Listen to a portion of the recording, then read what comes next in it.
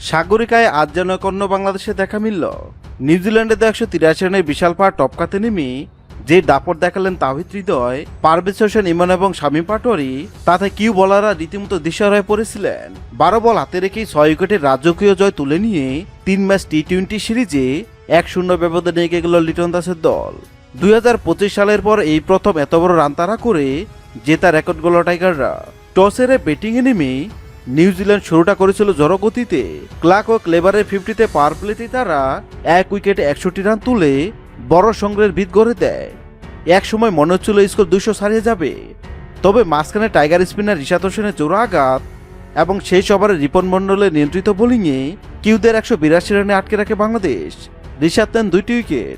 183 রানের লক্ষ্য তাড়া করতে নেমে ওপেনিংয়ে তামিম এবং সাইফ 41 রান যোগ করলেও পাওয়ার প্লের পরপরই 3 উইকেট হারিয়ে কিছুটা চাপে পড়ে যায় বাংলাদেশ। 77 রানে 3 উইকেট পড়ার পর ক্রিজে আসেন পারভেজ হোসেন ইমন। এসেই যেন খেলার মোড় ঘুরিয়ে দেন তিনি। মাত্র 14 বলে 28 রানের বিধ্বংসী ক্যামিও ইনিংস খেলে নিউজিল্যান্ডের উপর পাল্টা আক্রমণ শুরু করেন তিনি। ইমন বিদায় নিলে হাল ধরেন তাওহিদ হৃদয়। এক প্রান্তে আগলে রেখে দারুণ সব বাউন্ডারিতে কিউ বলারদের শাসন করতে থাকেন তিনি। তাকে যোগ্য সঙ্গ দিতে আসেন শামীম হোসেন পাটোয়ারি। এই দুই তরুণের ব্যাটে ভর করে জয়ের সমীকরণ সহজ হয়ে আসে।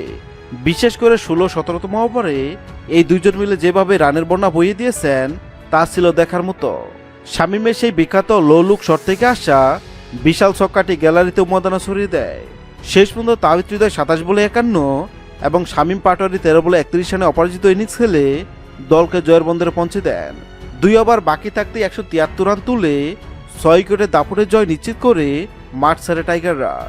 এই জয়ের ফলে সিরিজ লিড নেওয়ার পাশাপাশি আত্মবিশ্বাসের তুঙ্গে রয়েছে বাংলাদেশ দল। হ্যাঁ দর্শক, আজকের মিসে কার ব্যাটিং আপনার কাছে ভালো লেগেছে অবশ্যই কমেন্ট করে জানাবেন। ভিডিওটি ভালো লাগলে লাইক দিবেন এবং সাবস্ক্রাইব করে আমাদের চ্যানেলের সঙ্গে থাকবেন। ভিডিওটি দেখার জন্য আপনাকে অসংখ্য ধন্যবাদ।